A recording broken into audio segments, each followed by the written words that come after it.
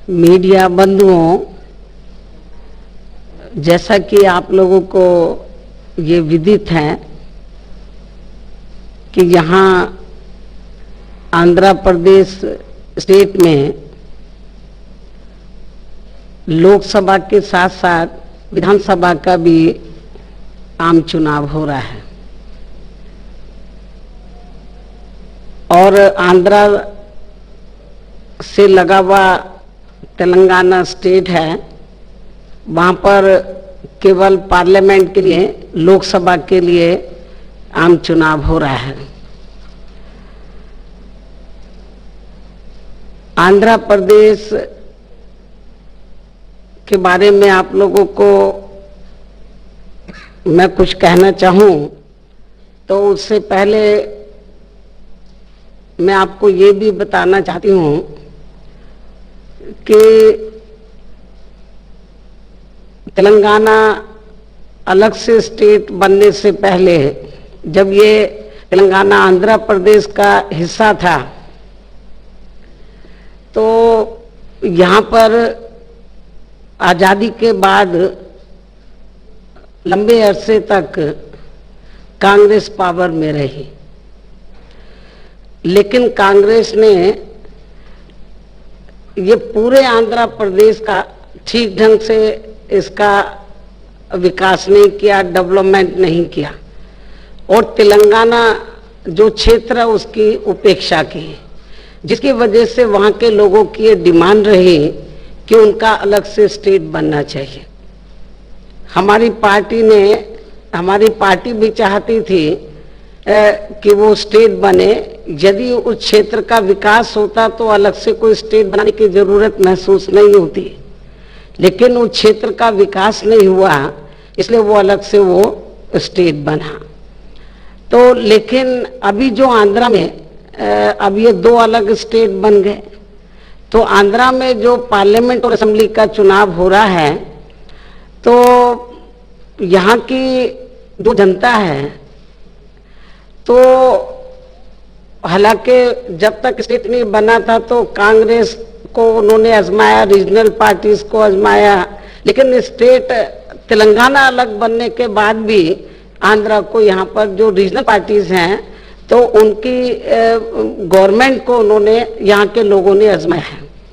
लेकिन आंध्रा में यहाँ की जनता को ना तो अच्छा लॉ एंड ऑर्डर मिला और ना यहाँ का डेवलपमेंट हुआ, और सेंटर में जो भी पार्टी पावर में रही तो वो आंध्रा के लोगों का वोट तो लेती रही, ये कह करके हम इसको स्पेशल स्टेट का दर्जा देंगे, लेकिन किसी ने भी नहीं दिया, ना कांग्रेस ने ना बीजेपी ने।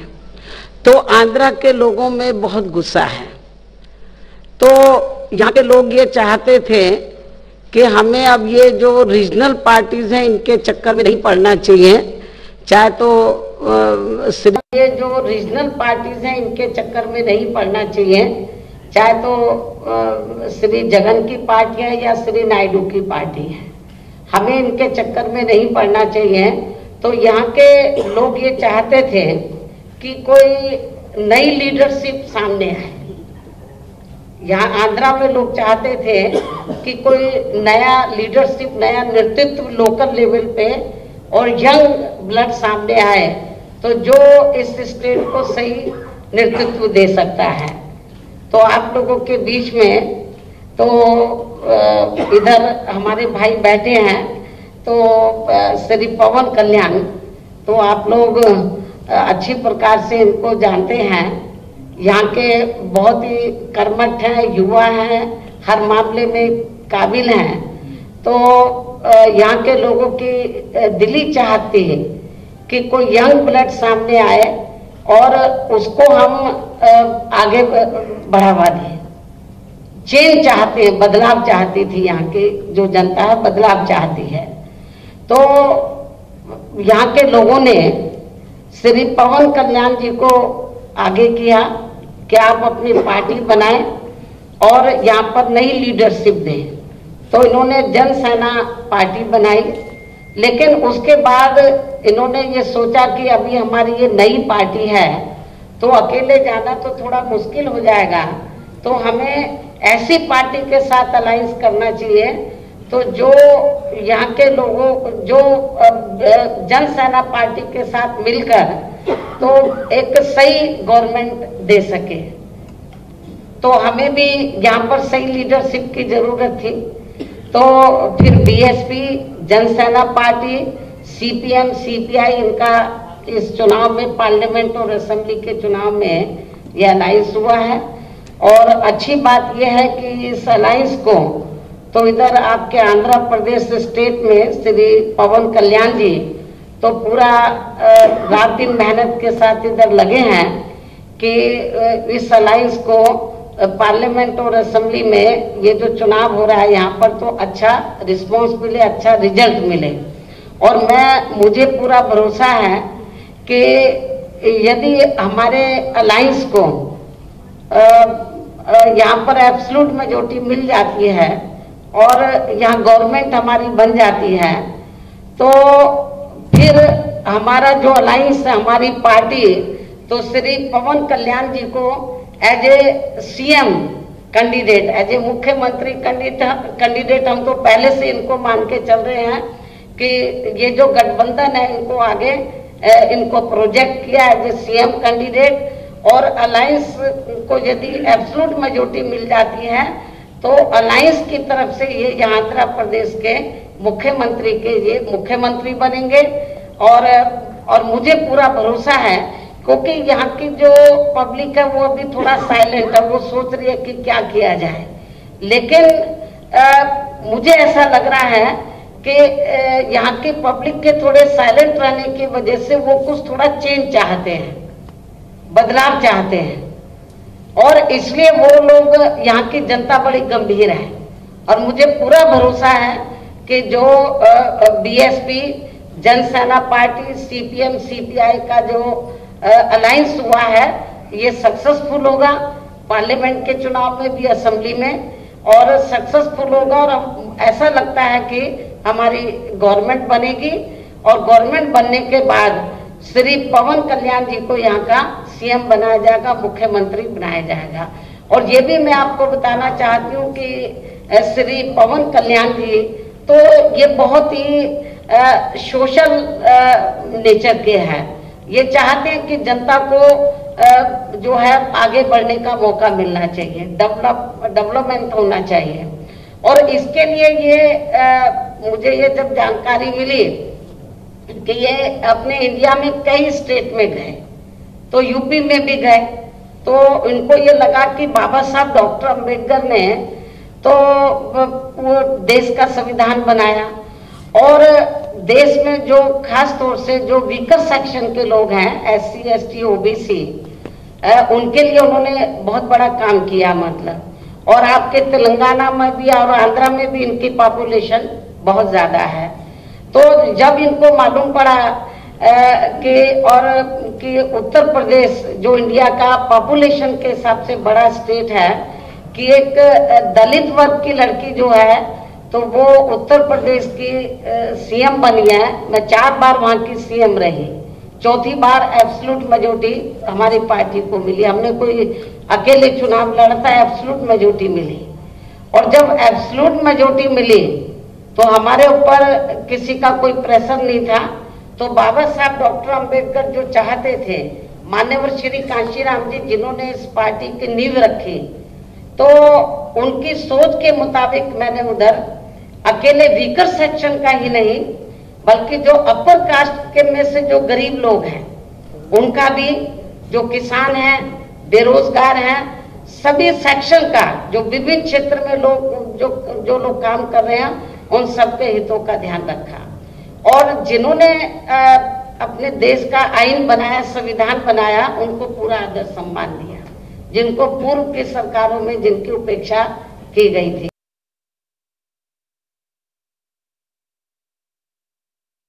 बढ़िया लॉ एंड ऑर्डर होना चाहिए।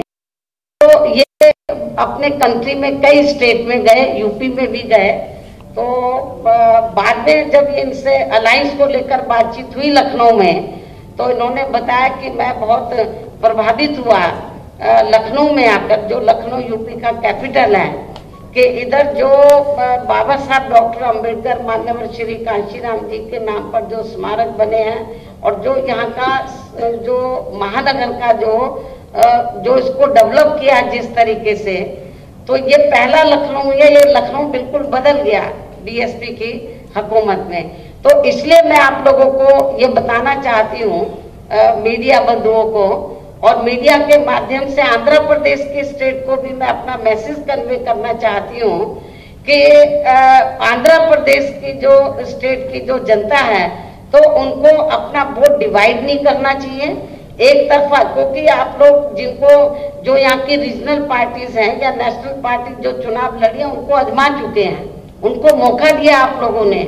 तो मेरा मीडिया के माध्यम से आंध्र प्रदेश स्टेट की जनता से ये अपील है कि वो एक मौका श्री पवन कल्याण जी को भी जरूर दें, हमारे अलायंस को जरूर यहाँ पे एक मौका दें और हमारी गवर्नमेंट बनाएं। और जब गवर्नमेंट बन जाती है तो मुझे पूरा भरोसा है ये यूपी के पैटर्न पर चलकर तो सर्वजन हिताय और सर्वजन सुखाय की ये गवर्नमेंट इधर जरूर यहाँ पर चलाएंगे।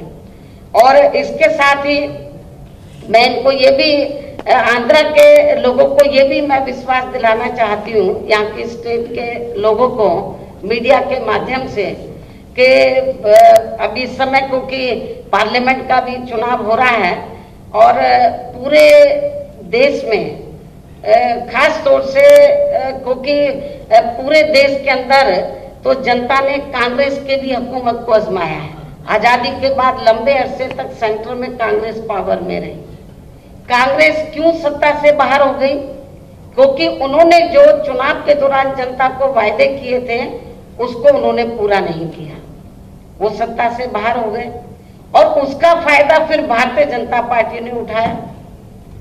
भारतीय जनता पार्टी ने पिछले लोकसभा चुनाव में सन 2014 में जब लोकसभा का चुनाव हुआ तो बीजेपी ने बड़े बड़े वायदे किए, लेकिन जब वो पावर में आ गए तो उन्होंने अपने लगभग पूरे 5 वर्षों के अंदर अपने वायदों को पूरा नहीं किया, अपने वायदों को पूरा नहीं किया और वायदों पर से जनता का ध्यान डाइवर्ट करने के लिए तो वो दूसरे मुद्दों की तरफ जनता का ध्यान डाइवर्ट कर दिया। तो ऐसी स्थिति में क्योंकि जनता जो है नेशनल लेवल पे सेंटर की गवर्नमेंट के मामले में तो कांग्रेस को भी आजमा चुकी है और बीजेपी को भी। जनता जो है सेंटर में भी तब्दीली चाहती है पूरे कंट्री में, तो पूरे कंट्री के लोग चाहते हैं कि सेंटर में ऐसी पार्टी पावर में आनी चाहिए तो जिससे लोगों का वेलफेयर हो, अपना कंट्री सेफ रहे, वेलफेयर हो, ऐसा जनता चाहती है। और तो इसलिए मेरा तो यही कहना है कि यदि सेंटर में हमें सरकार बनाने का मौका मिलता है तो हम लोग तो हमारा ये मानना रहा है कि हम लोग कहते बहुत कम है, करके दिखाने में ज्यादा विश्वास रखते हैं। हमारी पार्टी कहने में नहीं करने में ज्यादा विश्वास रखती है। और यदि हमें सेंटर में मौका मिलता है तो उत्तर प्रदेश के पैटर्न पर चलकर हम पूरे कंट्री को एक बेहतरीन गवर्नमेंट देंगे, हर मामले में, हर स्तर पर एक अच्छी हम सरकार देंगे। और इतना ही नहीं, खास तौर से जो गरीब लोग हैं सर्व समाज में से, मैं अकेले वीकर सेक्शन की बात नहीं कर रही हूँ, सर्व समाज में से जो गरीब लोग हैं, बेरोजगार लोग हैं, उनका प्राथमिकता के आधार पर उनकी गरीबी और बेरोजगारी को दूर करने के लिए प्राथमिकता के आधार पर पूरा ध्यान दिया जाएगा। और जो किसान लोग हैं उनकी विभिन्न समस्याएं उनको दूर किया जाएगा। और ये मेरे लिए कोई नया नहीं है, मैं 4 बार यूपी की सीएम रही हूँ, मेरा बड़ा तजर्बा रहा है। उस तजर्बे का पूरा इस्तेमाल किया जाएगा जनता के वेलफेयर में। तो मेरा यही कहना है कि अभी तो इलेक्शन चल रहा है, जब रिजल्ट आएगा, जैसी स्थिति बनेगी आप लोगों के सामने है। तो यदि हमें सेंटर में गवर्नमेंट बनाने का मौका मिलता है तो मैं आपको विश्वास दिलाना चाहती हूँ कि किसी भी स्टेट के साथ तो पक्षपात नहीं किया जाएगा। जैसे अभी कोई पार्टी यदि कांग्रेस पावर में आती है तो वो अपने हिसाब से स्टेट की मदद करती है, किसी की करती है, किसी की नहीं करती है। बीजेपी आती है वो अपने हिसाब से करती है, लेकिन ऐसा नहीं होगा। तो पूरे कंट्री में हर स्टेट में हम लोग पूरा ध्यान रखेंगे, जो वहाँ की लोकल प्रॉब्लम्स हैं तो उनको समाधान किया जाएगा। आपके आंध्र प्रदेश है, यहाँ के लोग चाहते हैं कि इसको स्पेशल स्टेट का दर्जा दिया जाए। मैं विश्वास दिलाना चाहती हूँ कि जब हमें यदि सेंटर में सरकार बनाने का मौका मिला तो हम इसको स्पेशल स्टेट का दर्जा हम जरूर देंगे, क्योंकि कांग्रेस तो केवल वायदा करती सुनती रही है, बीजेपी भी, लेकिन कभी उन्होंने ऐसा किया नहीं है। और मैं तो मीडिया के माध्यम से आंध्र प्रदेश की स्टेट की जो जनता है उससे यही अपील करती हूँ कि यहाँ पर आंध्र प्रदेश के अंदर परिवर्तन लाए, चेंज लाएं और यहाँ पर जो हमारा अलायंस है इसकी सरकार बनाए और श्री पवन कल्याण जी को यहाँ का मुख्यमंत्री बनाए। तो मैं ऐसी अपील मीडिया के माध्यम से जनता से करती हूँ। धन्यवाद।